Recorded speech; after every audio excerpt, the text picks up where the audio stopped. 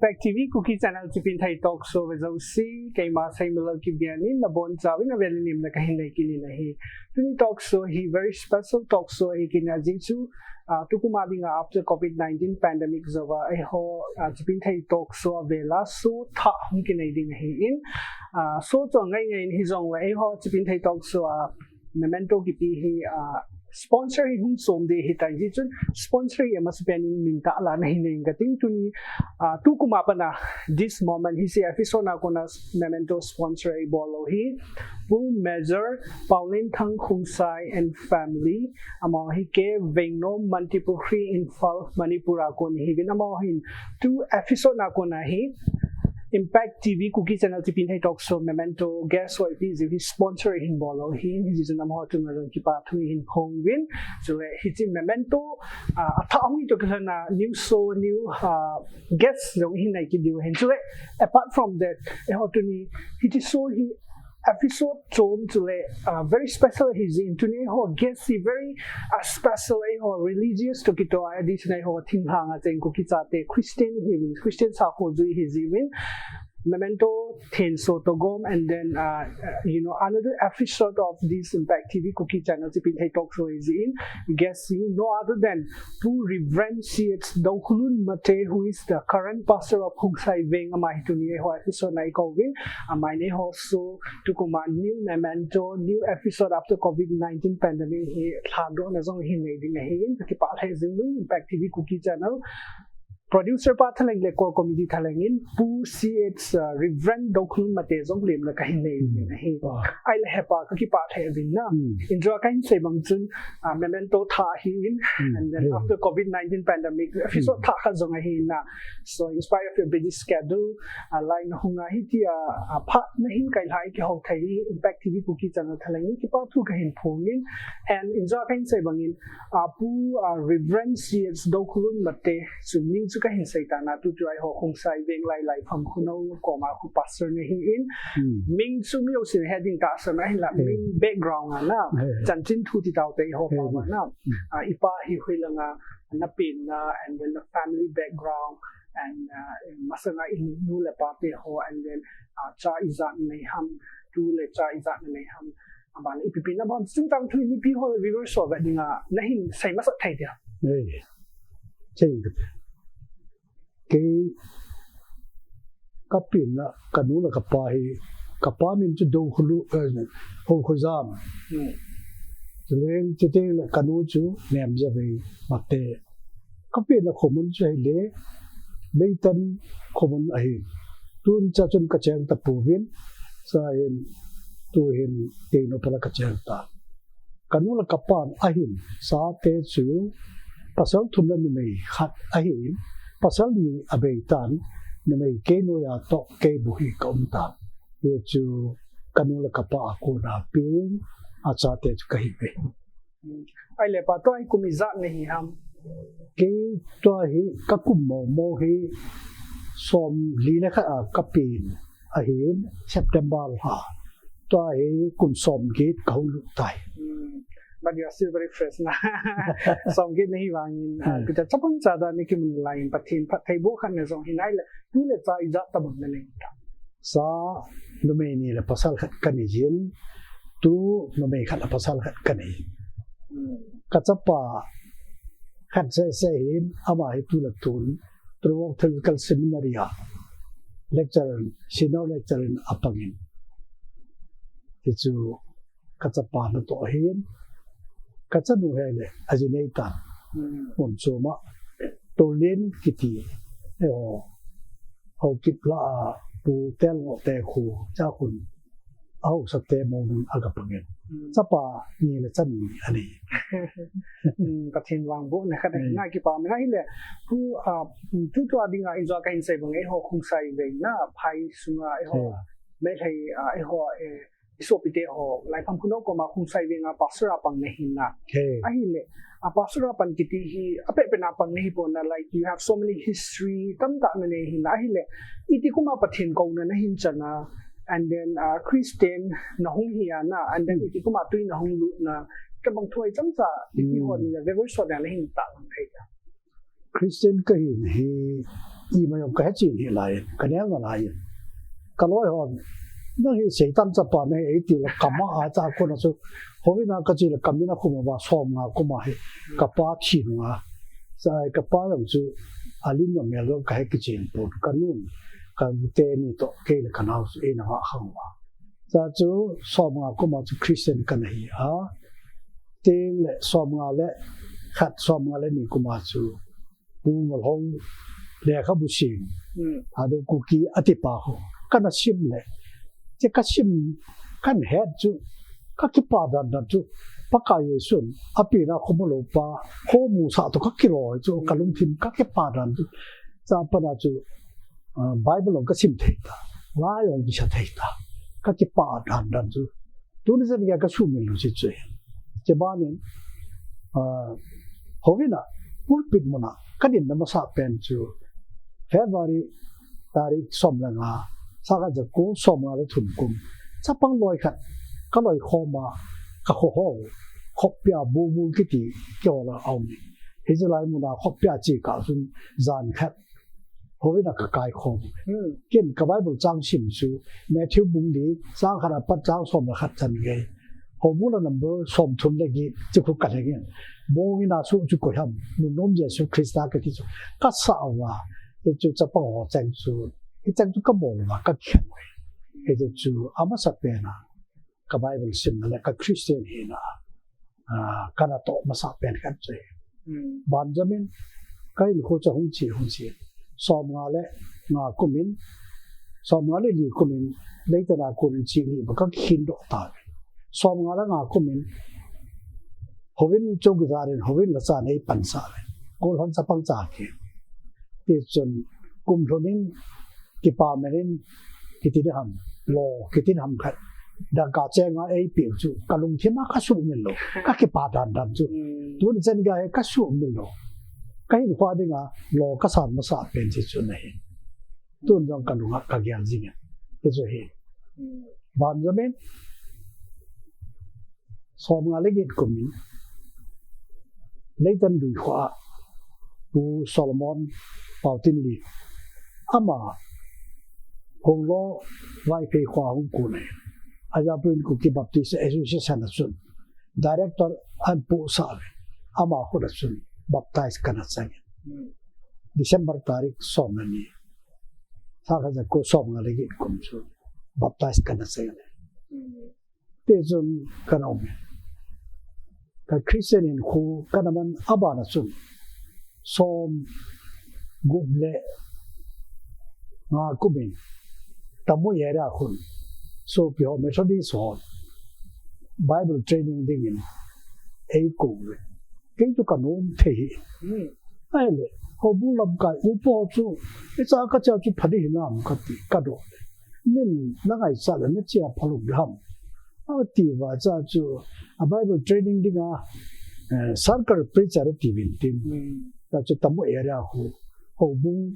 โปรแกรมอีมาเอกตีว่าจะจูดูเสียป้าว่าไบเบิลชิมโตไอ้เจ้าเขาบุจุดตะกัดถูกไอ้เจ้า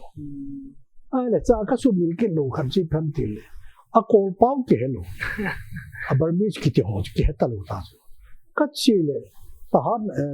ตานานลักอาหุดกัดชีตัวเลยมอร์อัปนาไอ้เจ้าหูอะโคลังปรีโซคนลำเปียไอ้คำเจ้าหนูว่านั่งคุยคนให้บ่อยลงชีนให้มันทีเลยก็คู่วางก็เสียทีโคลป้าวาจูกัดชีเลยดิ้งตัวก็เสียก็เสียทีอีโมนั่นให้มันทีเลยก็เสียทีตลอด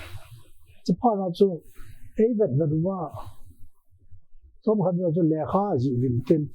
จีน่าพูดน่าจีน่าจะน่าปีเดียดีว่าไอ้เจ้าก็เก็บปากจีก็แกเลยก็ลงทิมนุ่มมั่งติไอ้มีคู่ขัดก็จะป้าจะจูกอลป้าชิมเทอีมาอยู่อามาดูก็ชิมซาเลยสิป้าให้ฟอร์เรนนี่เฮอันนั้นมันวินตาจู police อันนั้นทอดดานจูเฮจีก็เก็บมันแต่เดียวจูก็เก็บปากจีสิป้าเราจูก็หุ่นกินนุ่งเลยตาไอ้เลยใช่เมทรดีสอกที่ไว้ปุ่นอาจูป้าสอนดิ่งจูอาจิเนโลฮิเทโลนั่นที่กุมสมทุนยังที่หิงไงลงจูก็จะไม่แต่หุ่นไงตาจ้าจูกังจิเนสอลจ้า let thang long dim aman tui bung ki kon tu muna au in wa chu dan thenga ein gop thom so cha chu training ila kai mandalia hu chi ding ka he ai le kau hung dam mon tin phaya operation de ta ka chi ro lo de ta lo ka chi ro le thadi lang kan thai ta le che ka chu interview ya kai ki sai ta ka ga nung thun le ka chen na ho sa pu ma chu nei na gu a so ta au ni so na ho ho ji ni ka gen le cha no mi ke ni nga yong bui na nang di nga yong bui na hin de ei ki pha na chu ken lo kun to ha pa na chu ting no pal ka zura ting no pala chu ka che ita chu ting no pala ka hu chen le ko ban o ya ka hu pan ta chu som gu ble ku ita chu o ya ka hu pan som gu ble gi som ble kwa chu ai le som gu ble ku ma chu yo ho esu ji san chu standing committee of the Balhan Umkin, Bungi Kitty, Hong Bung Yong Kitty, it's a like Munazu, Gay Hong Bung Talan Hanazuka Chile, a gay to Association, Second Chile, Paso de Nazu, 8 and Uzazu. I like that to give I put Bunga to metric pass of to Secretary, so Gay Hoya metric of the passing, Bungu possible Kaiso. Cut up blue. Kan mi be ai chu ka thep na no ta pu hi thei ko ka ti wai lang se sa chu ka se ni ha lang ka tha hop ki wa chu a se ki no ke ki nom chu no ai la te so ho ai ho chu ki ne to wa adam se ta pu te le kha them ho a ki ho la a ki ko wa ke chlai mo na pang ding khat cha ki mo ta lo aban jo ma do khlu ni phade ham ta ki seile ama ya da hele I ho no yam ki khan tau te I pathe no I kloi khom no hai tau te ati ne thep be sa chu kalung chang chu a koi ni dung thei ta lo kalung don dan dan chu ka kam chu hau ni lo ji ma chu sa ko na chu ban ban na ka hum si som se le hat som se le ni April ha chen ya chu kang po ya ko MBI ki da ja ko Bible kan chi he che ka Bible sim ko na chu ka un na ji ka la pya sa ni ka ho pya nei chen ka sim pya he chu na dei lo ba na chi an he na chu ba chi ki yong to po ai ki ha ka sa che ai le esu si san chu kum kharai janga ei ki thu pi chu ka bu pe trading a ka chi le ne di yo ki het ka kum le ko kai ko hai ti ho a chi ma so a che ma so ana ki tu wa ada ha dam phang ni tum chu a pha da pha thi ai ju ka ki so a me ka ko na be thao tu tin le ge hu an thon ho chu to ka ki po la ka ne le dai shan tri ni pha ka chi di chu shi ki chang to po ge ti ka u pa chu Pauna ro da ga fa doctor ga fa rum la hin a ko ma ho man ho te la ai cha chu yi ka ni ha ai po su po to ba zen lo mala aman thakat thani ai bu na cha chu ka hu che ba che la ya chu kai bu jong la chi ding mo mo kam khalu ho ba ho yang ka chi ko ni ta chu ai la kang o dom pa ra chu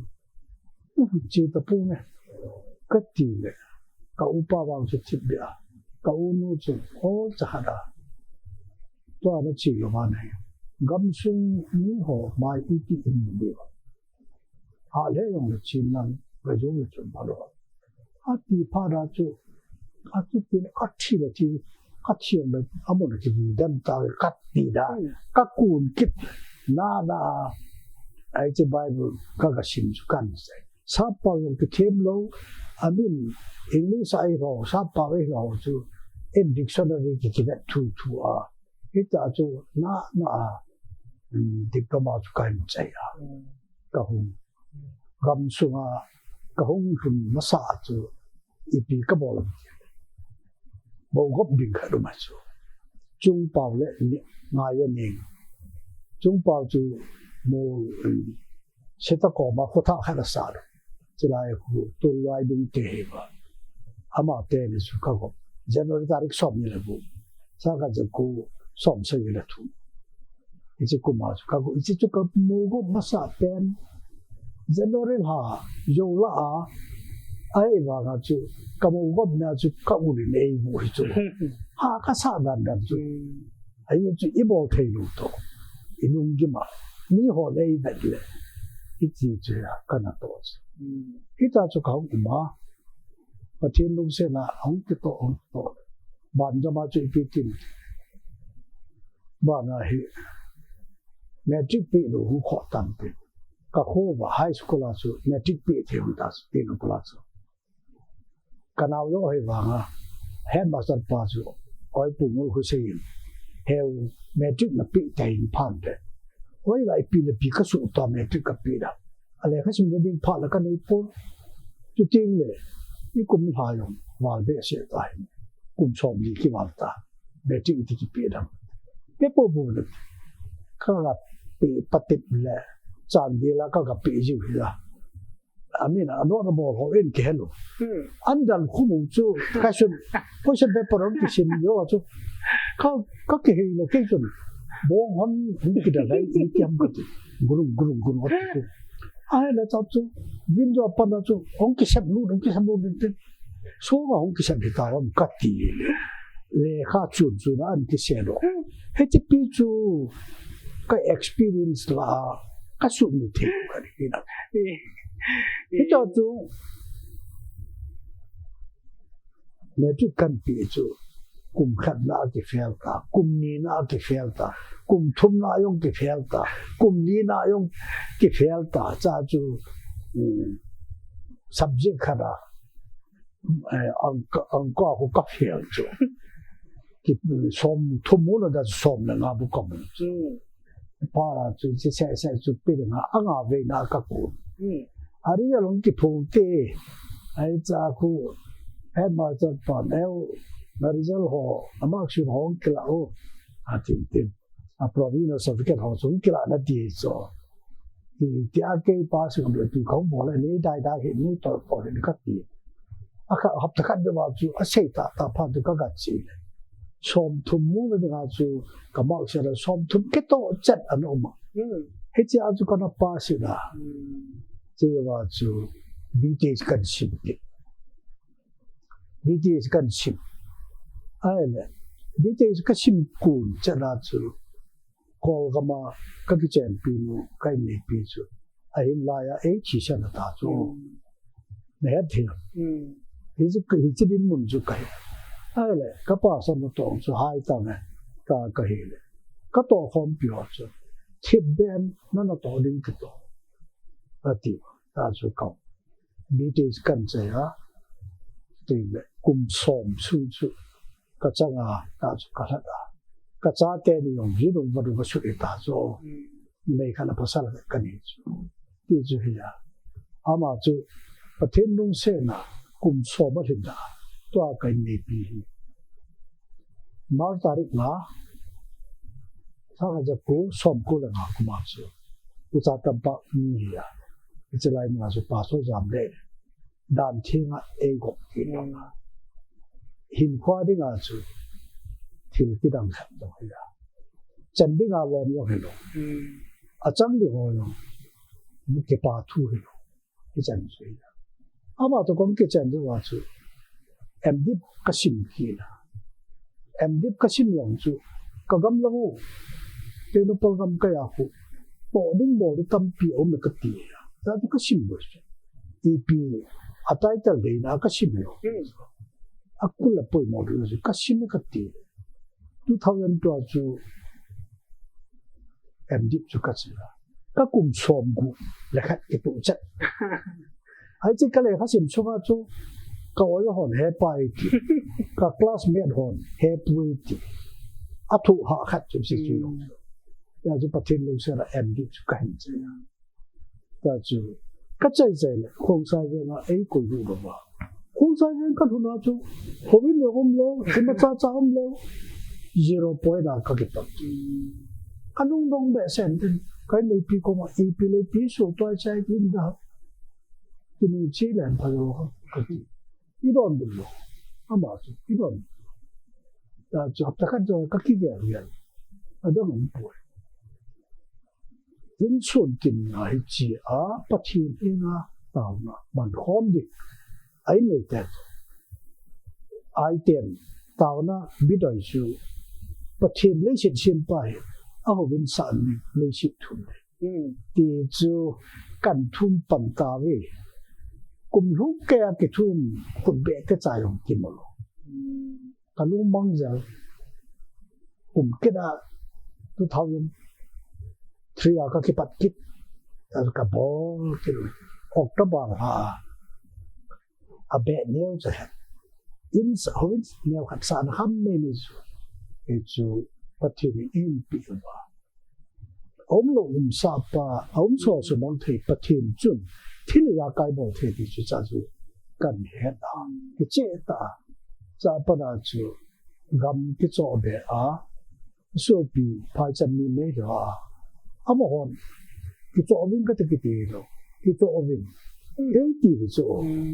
ti lo thu tha ki cho lo pi ni ho ke lo yong ki cho mu a ti pha da ho bu gen suom sun sun chu ki ki la a ki sham khom ki na sa chu ki sa le aban a ke cho le to ho bin a tha ali adung phit ja khat awai phit som bu ki sa pa hu he chan be ko cho ro ba pathin ka ya da na to ai kan nu na kai ông lo mo na chu to ni ngam ta e so la ka ya la to ai pathin ka thang wa chu he ti chu hi ya pathin nung chet za la kai du ko man mo ta pa ka ya di na e pi ha chom yong ka hin ka ti chom khat kum ya ram khat ka ta ni chu hi cha bang za cha zum ka thu sa nga hi le ship chung bi sa nei na do ai tam ka ti chu pathin ni kum thai hi ka ta ei la do lo pa chu ka ta na hi ka hi le tan ta pathin nei ngai dan i pi hap le to sa no ka ti hi ti ho chu pathin ni ei hu ya ka ge ka he na chu hi ti chu ya pathin lung se na 1971 February tarik soma Reverend Saint Khonap Ching Suni licensed pastor Odin Abel pastor Pong Kulunto pastor ma ama ten to ke ama ten ni pakai ko ma so ru ta a ke bu ko ma sa chu aban ki dai ta kan to le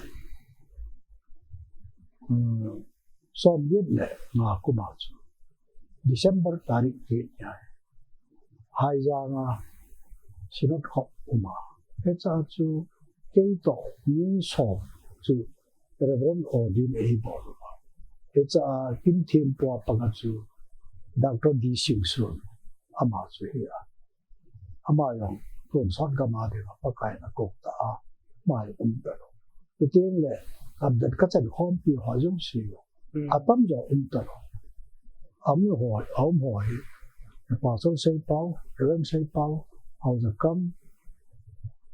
hay sang chỉ đi số tiền giao lên ấm họ chẳng buồn đẹp lúc rồi chết cái làm gì mấy cái Christian church ấm họ tên là gì đó ít thì chú bắt hiện hay là phụ đàn cái hiện đó các tổ bắt gặp bên ấy cái bảo là bắt nó các tổ này February tarik som ma chu tu kum February tarik som ma chu kum som ma ke tu cha pa sot na kum som ma kan tu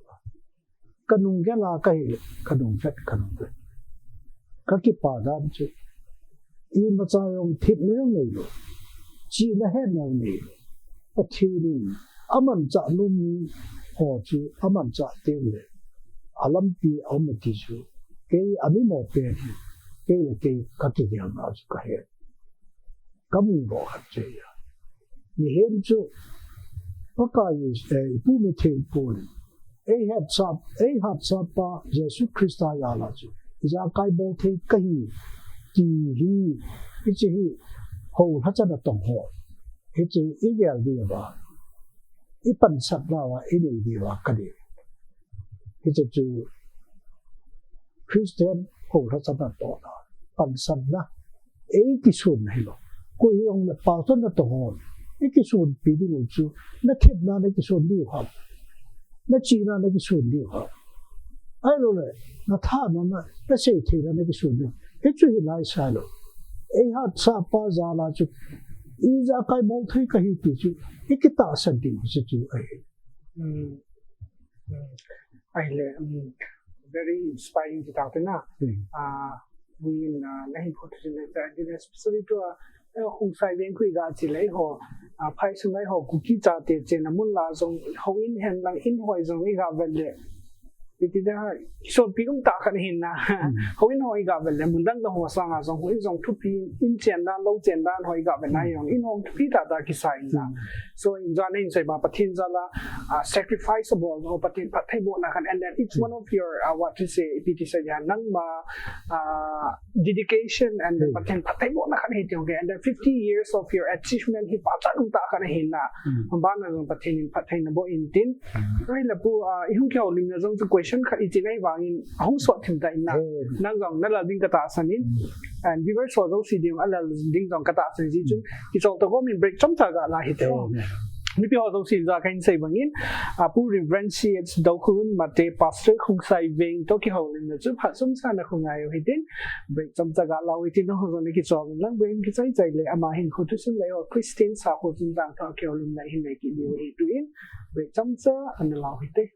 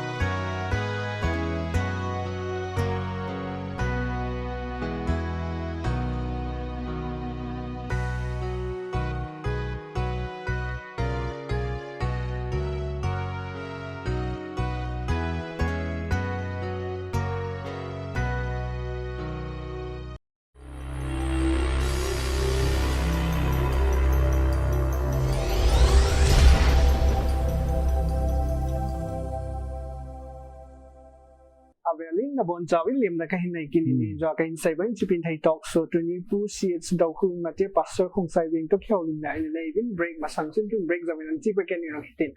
ai la pu ai ho hi ma sang lai pa na the Christian sa ko in zui po wen na pule pa khanga chu june doi ho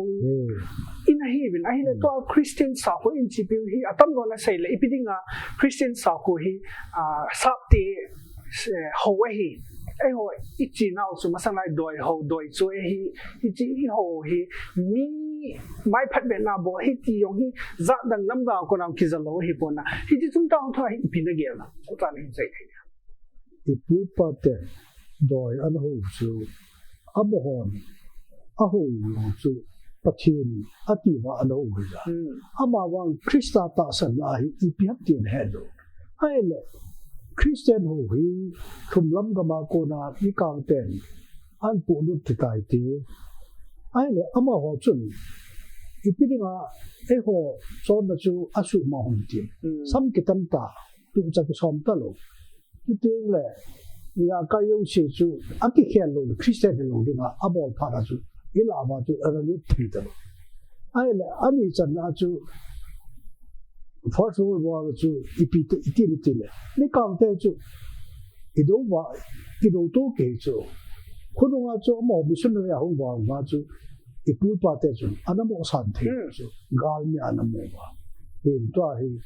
hi che ho yo shi chu pula pa te ho gam ta Krista ta san na hi in ta wa hi che chu to ai Christian hin ho hi chi ta chi pa na ati inna ai la tu ai ho Christian sa ko hi pitiga ha isopio tangkhul te hi anama sapen hi ve ti win na manipura dinga amai phathai nang tam ta chang ni kai ho ku ki cha te ku ki society ti taw te ti akhunung loi khat rong hi win na ai la e ho pitiga ha ku ki cha te khunung khana pathin hin ho pathin di ta pa hin ho chung chang nung wa hi I ho dan no hi nang gel dan na tu a hi masang lai ho dan ti taw te na u nang ho khang lai to tu a e ho ke ho khang lai ti taw te tu a present 2021 21st century ki ho dan hi pitiga sim doa ti chu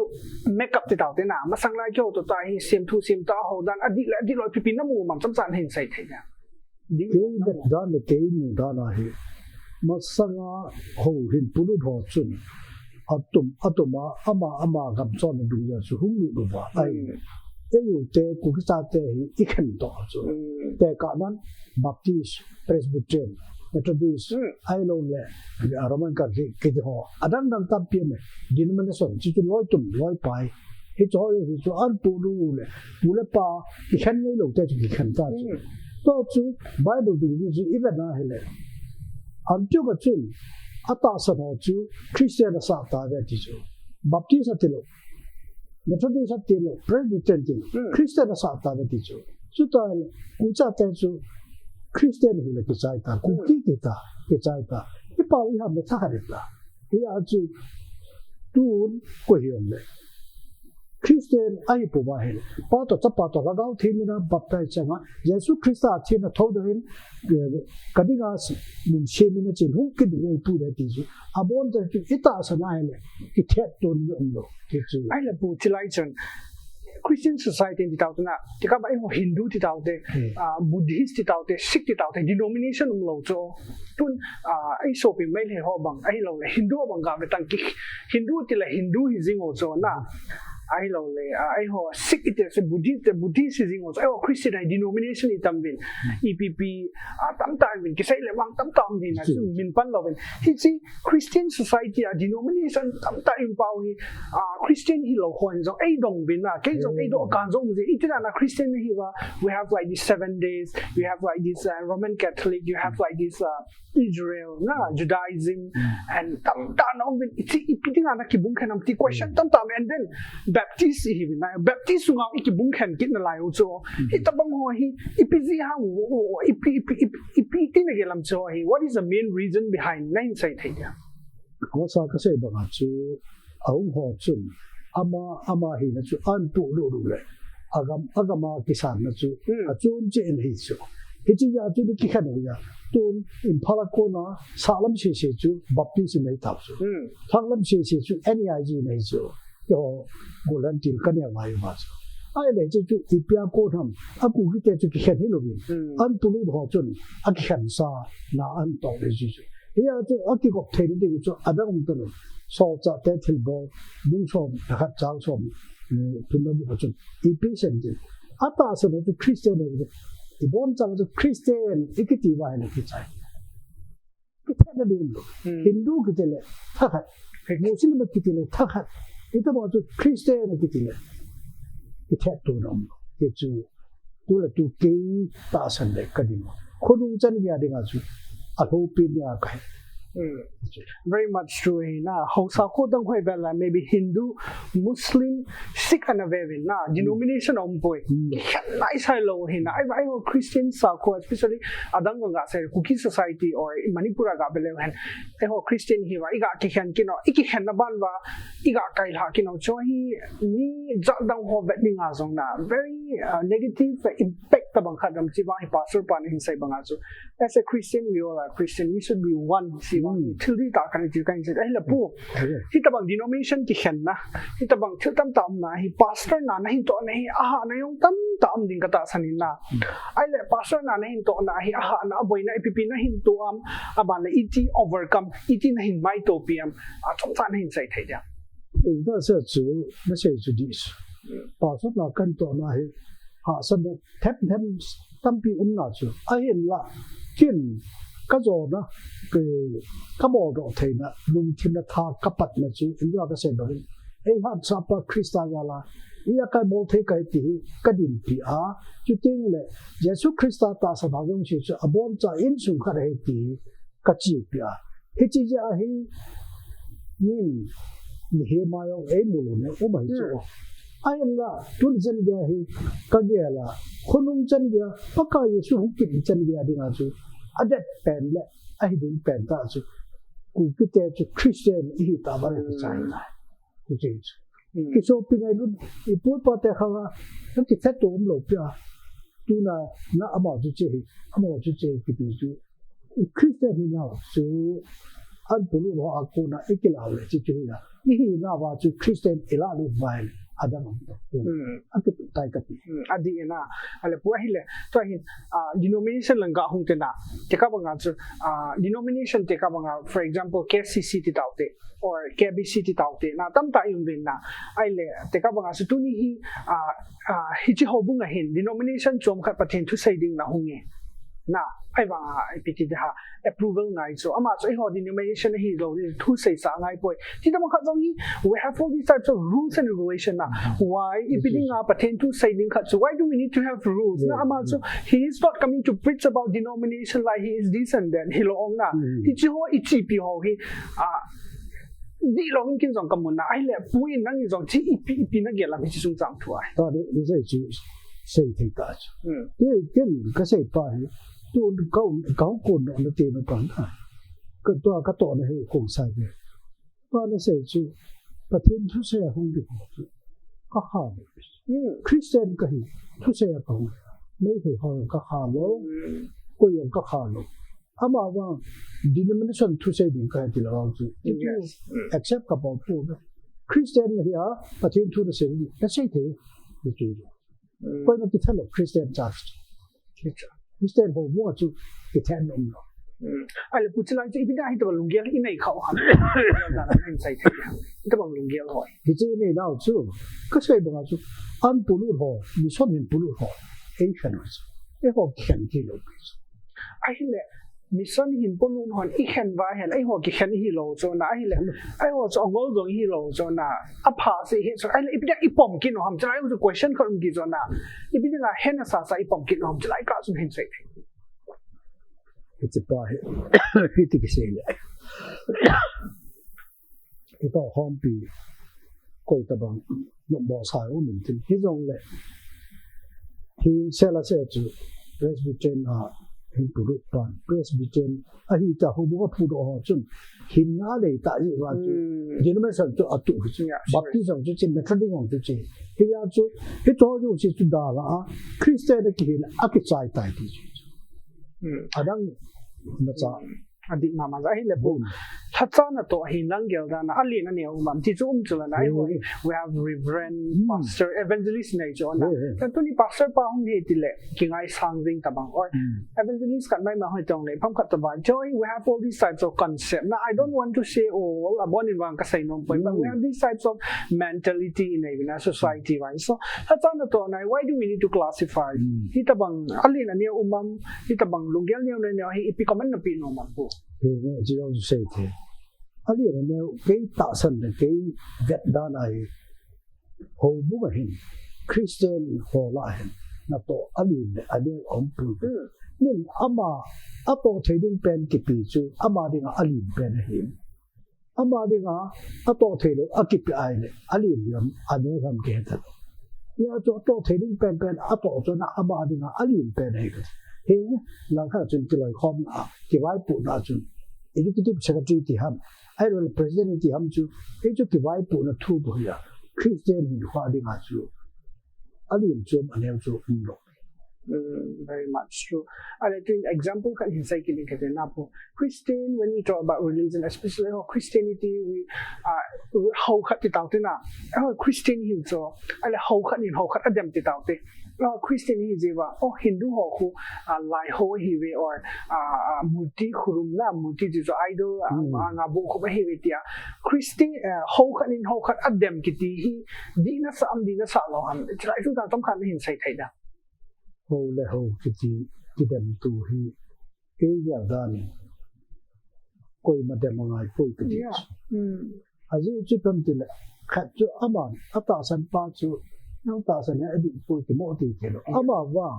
Christian on is saying chú Bible này thì nó saying Jesus Christ cho thì chỉ ấy thì này thì chú cái chú bút cái saying thì là Hindu là phụ cho khách trên nó thôi nó phải thì chỉ na din ka het tu lai hi tabang hi impact ka haw min na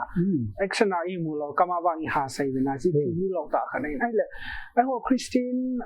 enjoy himself Christian sa ko one of the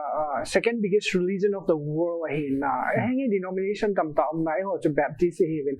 ai le new khan ga sai ding example ga pi COVID-19 pandemic sang na isopi sangam ho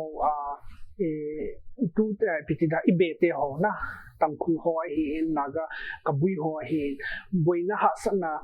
again thai lai tai ni thing hang la ko nu rin na ni le cha ho win thing na lo na chomin so pi mai thai ho api win ti su kipito na khat nei win na ai la ai ho la ngam chu api thau na api poi ka ti poi na ai la ai ho hin na api ti da ha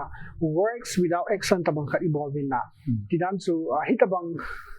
thu ho ai lo hitabang thil ho hum ting le we only prefer with words na dan so how ina ichive Bible isimve Genesis apana Revelation so how ina tang lo win isim su keve thu isimve ai wanga ichilanga min thil pha bo pa so with action abo ngai na sam or ichilanga pathin thu isim pa so thupi na sam nang ya da nai pi na sayam ana to apo do pha na sam or athua sai pa pha na sam like I comment na hin pi thai da đây giờ ra nên athua sai pa dum tin action na to pa dum tin he jo action na chi tai din ano le action bo lo athu sai ji sai din ti su athu min thai ko le thai lo ni na adi mama ji ai le pu tai ho khang tha di tau te na tu lai han ho ti tau te han ho ti le not in a negative sense ni lum kon hin kho hi tan khang tha oi chung khang to hin na tu da khang tha ho hin itabang hin kho or itabang lunggel or itabang hin kho iman wa hi ala ho ho dan to hi cookie society hi khan to na le ma chaw ngai hum thai di ham le kha se hi poina le kha chu all right le se chi le thip na hi bo na ki chai ding chu bo ai wa pathin thu to itabang hin kho iman wa le cookie society hi khan to ma chaw na i zan hum thai di ham nang mai ne ho cookie society to a ve ho youth ho ti daw te ko ma IPP na sai pi no cái giờ ra là ai ho society ade nga khununga ichi pi di ba pha ka ya khan na em ni chu ta san la nei lo di a koi jong si jong le ki ta san to di ani na nai lu na ki kan hom di a thum na let chi lo di ali na chu ko hi le aman a to chu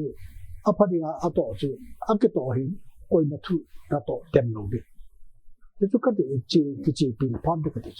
cái phong tổ ngay cái sợ tổ ngay na ai là bố ấy họ giờ cái sẽ bảo religion lang thì cái đồng bay dinh thì tiền na ai họ từ khai bỏ vai hè là cái tốt sợ sang in cái đem to ai lâu lệ cái music này tâm rồi bỏ về na cái gì ai họ personal physical line này về na vang cho đi na ai vang religious lang ai bỏ lại là mình mua khát giống cho sợ đinh mình thấy lo khát giống cho tiêu khâu bị tí religious preaching but why we often fail this one now we always fail when in sunga jong kidem to na ki sai sit to na ki musi na or ami mo pen kha jong su kai ko nai hiti kha ka bong hi I bol no bo ahin la ho in chi win taw na imong ngau kin win I khot I bol win I kap win I pen no min lai sa I lam kin win na hita bang hui lai ka atsu adi lo na min ti tian na gela tidan so personal ta ama tawang chu kadi mai kadi mo moi ta sa gi ai wanga hi chelanga chu apiti da ana to wang chu musa be set lo na ama bo chi ngai sang hi chu nang ngul gel da na what is the concept behind nang ngul gel da na ipinen sai ke ya da na ko hile bo le na sai ba chu ama ki ngai lu bagin ai ko mai lu ha ni ke cha ya ile akidam bi on to akisi di on to cái hạt mỏ cái bị mỏ nó mài này nếu ngày độ đó heo pa chỉ chú chỉ đi lòng đó nhất chỉ đi chú chỉ chú đi tiền này quay lại tạo cho cái đầm này cái sự sinh cái chú cái ghẻ ra cái tạo sinh cái ở chỗ ở hồ bún sông gì là giống đó anh mới mỏ tâm tạo kiểu này anh mới thấy tâm tạo kiểu anh mới thấy họ anh mới mỏ chú cái đó là hay là chú hít chung ta làm cái gì baka yusun samara kopi judaten atheru chu ajo taya alai lunga chu thu se tu sa tu na ta san cha te christian ho chun then ni om pu lai lu chom di om pu pathin sim ni him chu equal ki bang chan a that call ni jin tu de che chu ke ta sa ale pu lai zo point khat ga sai le ho ai ho ikiwai po na Vietnam khat zo ikoi bin na how bung sunga lo lo sunga Vietnam khat ko ibin and chi ho hi iga Vietnam hi le of course Vietnam bo ki la sei khel khona zum nam te na hi zong le pura ignore khat I bol win na ni khat sabe zong na hi sin bol di point like what you say kitil khong na thuang is hingi nam te but out of 100% only 10% in 90% pura ignorance we only pinpoint on them khudon bi thin ba na ko ovin amao si tabang ni taman te ba ti khan sai no ti ngai ti asu nom ham ti mai hi poi ti isai po be na ti khong nai umbe se loi ikigal be thoba e mo si tabang mai te tabang thoi ham na ko ki society Christian sa ko to ki to na sam ki to na sa no am chu hu ya ke to am sam pen pa jong chu I tho ha lim ai mi I tho ha lim e chu ka se chu la ki the to na lo cái tiếng là khăn là khăn kiểu tổ đó cũng lâu hình khô chú ít bài thảo mà Christian thì nào vào chú cũng khả năng ít chỉ bài này anh là dòng chúng ngày đam anh mới bảo cũng ngày đam anh dùng trẻ ngày đam cái dòng này cái chú nít bị hết mà sao chú hết tu ba hết tu mai ta anh là phụ chỉ lại chú ít biết ai tầm hồ chúประเทศเขากุมสมนะสมกูจะขัดกันใกล้ตัวแต่บางวันอีพีนี้อินไอไทยเราอีพีนี้ฮิดเดมเป็นท่าดีเราจีฮัมไอเราเลยอีพีนี้ฮัมไอวันจะมาวันประเทศเขาโมงประเทศนั้นที่เขาจะเป็นท่าโมงไม่เห็นกติอัดจริงเอากินนะเขาอินาจะลามกินประเทศตอนนั้นมันต้องการให้บางสิ่งส่งเอากินให้บางจะ action doesn't prove because there is a saying action speak louder than words and there is a sayingขุดนี้ฮิตยาบัวละตาวนั้นมันสางาขุดนี้มีกิทูปยาที่สุปทินนะพัชชาโจโจน่ะจริงจริงจริงที่ตาวนั้นบางจงแหล่งกันโตกระถือบอลจะมีไงรู้นะมีลุงซินมีแฮปปี้นะคริสตัลไงรู้นะเราเลยว่าเลย it's like ไอ้หอนคริสเตียนนะไบเบิลอะที่ใส่บางอย่างสุ่มแทงki voging tabang hisona hitabang inai ho ipisi pen hidem pen thadi lo hidem or what is the main reason behind it's sometimes hin sai te to na sei pen su khat ami mo khat ida ha ti khat so na ta su it's like ta che le ta ho bu mi ten ichi pi de chu 不可以说你谁做，那老婆过来，阿不是保住碰的个问题说那，就这样嘞，阿爸记得做谁做，阿爸好做破浪去轮浪，阿破那破那路做阿山提路巴来，阿不好做，萨当嘞阿弟嘞的，我打的别我的干，这就买做，要做你很做。啊，佢寫咧，哎，睇落好埋咗。啊，佢寫吧，哎，睇落好咗，你係冇睇落好咗8千年，啊冇啲嘛。你做幾貴路咧？你係邊啲冇睇用錢，啊只冇啦咗，啊再嚟咗8千年，好咪自己一定嚟。啊啲，你知唔知啦？你又諗住？啲啊，啊你普通佢開種架勢嘅咧，ngay luôn na Christian preach 嘅咗na love. Kindness, sympathy. That's one of the very most unique qualities of to be a Christian. So I have experienced in my own life. Kaya kahin ko ka to ka zong tan. Amun bang sa sayda in na bazar kanay ka chile. Tesipi kani hung na amahi bora hin joy he na. Again kahin pe wan su ka hepoy botol ta si ho he alo le lai le langahi ai ho puri niya ni thai niya mi ha ha ben no ta mo so ai le even ai le ho Christian hi cho langa mi khan ni ja su a bolai banga heno hepa hungo tibe hunge ti adon lawa ai wanga non Christian ho khan hunga heno hepa mo ipi na boina man ni thai hong nen ta ki thopi cho na hi chi ho ai ho religion to ki to ha ipidinga hitabang lunggel ho inayo ham na do we need to say that like when we talk about Christianism we need to go to church na ho inati patin las pitida ha patin thangwa I just say da na to concept da I'm not talking in a very negative way na hitabang lunggel til pabol ai laminga yun na inay lo pa ho ipidi pe na hidam we only talk about churches so in guiding town na manding Bible singing we talk only this one but when we come out kusung church ako na hindo ting le ihinda no atum khat namin na so hichi iti ai ho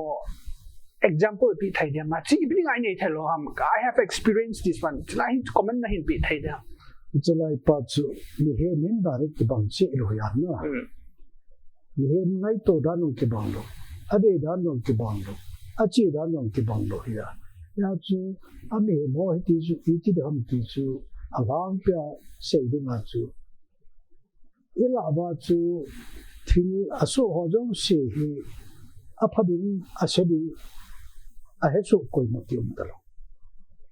chu teng le to na se ba chu ni ki thopi din chu iprai ki thopi lo ham ti chu ni khat ta to din ki sei thei talo ama wa Christian khat hin khwa din ma chu I to din si chu hi I sei din si chu hi chỉ cho cái xây thì anh biết nó hiện đại này tổ đến đàn vào chứ cái xây thì không anh đi na ai là bu ai họ tụt ra cooking society mỹ vàng dân sĩ bọn này bởi na ai họ Christian xã hội rồi nào na đây lâu pen lệ na đây pen đi ham chỉ vậy bỏ vàng hi cho vàng hi bắt cha nó mi bạn bỏ về tê na ai rồi hi cho vàng hi thấy lệ hàng tên là tỷ point ở mà là hình xây ở lúc xây cái này là bên cái lịch sử cái thứ bí sa cái này bên chơi này cái này sa mình chơi cái này cái này chỉ biểu na chơi cái chỉ biểu tuân cái thế cùng xóm ngay cho bà con cái tai thì có cái lịch sử thế được zero cái lịch sử anh em nói gì effective है नहीं का बोला था तो नहीं साथी फिर ना तो है कई का ना तो है ये साथी थे हम लोग कि तो पीछे साथ हम लोग अब उन हाथ सुन कि तो पीछे ना है लोग नहीं लगे तो ना आराम से थे हिचो अब जगह जो कि बंद हो गया जो कई जगह ai là ai họ cũng cái society ai alien a team officer a bộ tay lắm ta giờ mình na ai là năng giao da này iti ta salam se po te na pathin mai ve na iti lam pangin hin khomang le hen i society ri cooking society tu sang ai khan to be che thai diu han officers on win alien ala tam tai cho ko mai pi sai nom ne ma thumok nom ne ma pi se cái vào cái sự chuyển vào cái sự bảo số nào cái society số là hiện a thêm a chỉ a hậu a vài a thêm ra lên in hình trị này hết trơn chuẩn a hậu họ a thêm a chỉ họ ni a vẹn đàn chú a nếu chú mình non cái vẹn đà hem là ni hem cắt bắt thêm ấy sim sẽ hết chú sẽ bằng em pan phía này nó muốn chuẩn a hậu pa chuẩn pan la hem là pan phía này nó muốn chuẩn a sẽ thấy pan la hem là pan ở này nó muốn chuẩn a pan phía này nó a chuẩn hiểu chú cái bồn đấy cái xoáy thì không thông được cái sự thì chú cái thứ bị sát ta nó như thế này hay cả thì mà cha bảo hiểu là các quý chú cái nó các bộ chú thì nhiều bị số các chị cái gia chú các chị người họ chú các tùy không ra cái gì à cái tiền à cái chú này cái thua không chứ cái gì không mà ta khăn đồ nông tệ rồi cái gì à I say in opinion Christian with action Christian with words lai pi comment na pi no mam edin lai ho cookie society a thu a chi pi Christian na to a chi pi Christian na te ka banga thu za sai jong le ka thil bo min na vet na ai ju cho na kin za langa ai ho a pi ti da ai ho Hindu ho la ti tau ti or adang danga thu ga sai ting ga chi le jong le i ho da na di lo kun ita san di lo so kun i ma sai hi jong le ka thil bo ho ya ni ngai lu na kan ya thil pha ko bo la min o ma chu ita bang hi am tia chu e hin khol di he na he ji chung chang thia thu a ai ho di ta ku society ko ma ita bang thumap na nei no thế là các bạn sẽ gì nhiều sự anh ấy nó là một con gì anh sẽ nó là một ai khác thế nào nhớ chú sẽ sao mà tốt cái chế pa thì tôi đấy rồi ạ cái này cũng như vậy ạ à thế nên nó mà nó mà sao này thì chú cái các bạn sẽ luôn chân là cái gì bị chứ cái gì sẽ tốt là các bạn chú bị yes very much di mo mo na actions speak louder than words ti chu kama sei sang na to amu do hi ozalin pen hi na ti ne hon za sai jong ne Christian adi an ke ho pathin adi ti jong leng ho ni chi wa pathin thu sei wa ikawa ai wa ai hu do ti le ngai hi le na kui mana ta san lo de so that is also important, but your action and essence is very much important. Hey, this is a pastor point to ne ho effective cookie challenge mangcha cookie society kantong ni nge masang ni nga thu in say hin tin ka say na na so we talk so something about denominations ang ka hin say ni na don't take it negative na negative in la po ti to this is a platform ai ja chu idi long now iki ho ni ke di ki za to di very to pita kan ja chu kyo hi hon hin tin ai le pu pha jong ki chai tai na pam having each and memory history for Impact TV cookie channel to meet line hunga pathen enjoy ka hin say bang memento to kumadinga after COVID-19 pandemic jo talk so hung ki patna memento atha thin so nani khojang hin na ki pam le jing ja kan say bangin pu Major Pauline Thangkhong Sai and family ke veng no multipukri ama hin sponsor a ball bill hin na ama hin dunia pana hi hi memento hi atha bena hung ki pikit ding hi tai episode masanga chu memento chu som je ma hin dunia pana chi atha be hi tai hi sin ja kan se bangin pu Major Pauline Thangkhong Sai and family chu ang ki pa thu sai rin tin puin jong ama ho ding jong phát thầy bộ in lang phát thầy bộ na tao ne jong Himalayan chu le ke ho Impact TV cookie channel jong pathin phát thầy bộ in tin tuin poi ne le ha sa na tam ta ki to jong le na ni khat ting le very independent ta kong ki vai to thai ni tao na hi jong le na hin man thai jing he kho poi na chom chai jong le studio se ni jong le to pen se chu le hi chi memento ya pat na dinga presented by Pu Major Pauline Thangkhong Sai and family from K Veng no Mantipukri hi I represent to Pu reverentiates Daukulun Mate, who is the pastor of Khong Sai Veng, Hondo Na Tunihi, as a token of love and appreciation from Impact TV Koki channel, from producer Pu Khalun Khong Sai to the core committee, Kalenga Kahin Pido, and Pu in Long Seta, see Imata Hipoizong, heading the Alena Kisan Piding Wakahin Pi, Kipai, Kizon Kakipai. I in the Pu Kahin Sai Bangin, Impact TV Cookie channel to the Pu Major Pauline Thangkhong Sai and family giving nom holding out, not Pao Nom Zong, the Tomsan and La Tai Hena, Kipa, Piness and Tomsan low. Itu say, I say the gay say of soon 那先本一做那因土是个，一做那因米个，啊，地主不把人汤啊嘛，土ใช้ละว่าจีอ่ะตอนอ่ะจอมอ่ะอันปุโรยไอ้จุมีเดเดี๋ยวอ่ะตัวจะคุยกันพัดเทบุอันละกูที่ channel impact TV อาหารตัวที่นั่นเองพัดเทเนี่ยวันนี้ที่ติดน้ำติดละพัดเทนบุอันที่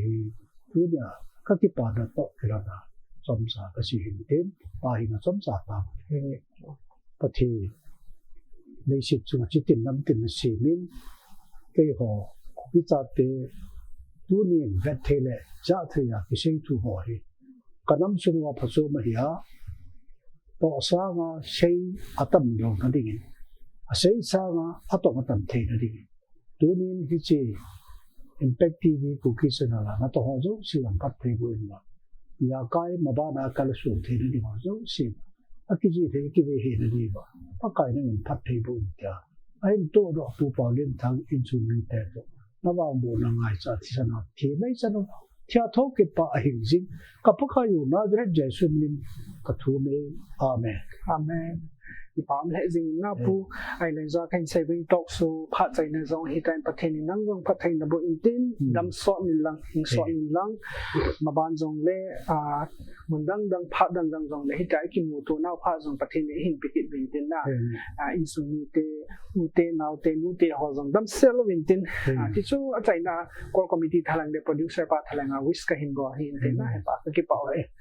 ตัวนี้ดิ้ง impact TV กูคิดจะน่าจะเป็นไทยทอล์กโชว์ที่จะจนใจหิตินแต่งใส่บางอินจัวตัวนี้มันเป็นตัวอัฐเทนโซนนี่โคจงหินอินจัวแค่จะมินจูหินปันดังก็ที่มินเซมปูเมเจอร์เปล่าลิงทางของไซน์ new memento presentable and today new show with new dedication of this show จะเป็นไทย by ปูริเวนซีเอชดอกคุณมาเตะ pastor ของไซน์เองหินเทนโซนนะครับจงหินมาจงประเทศพัทยบุญยิ่งเก็บป่ามินตัวปนะตอกสัวบานหิมซิกิดิวหัดังจงหิมซิกิดิวเห็นวิเวอร์ซอลมีพีฮาวส์ซีนนั่นแหละจิงเกดิ้งสปอร์ตนี่หินพอดิวเฮจุเอ impact TV กูคิดจะน่า official website ได้อิงไงด้านโนอีเดียหัวด้านเขาคอมเมนต์ว่าพะโลโลปีโลดิ้งพาพาหินปีดิวคิด support ดิ้งให้จีไทยเอาเฮกี่วันที่จะกันซิมซิงเอากันเวทจิงเลยที่จะกันหินใส่หินตัวนี้ดิ้งตอกสัวหินจะในใจเอาหินตัวนี้จะเป็นไทยตอกสัวไปดูซีนบอลจาวินมังพา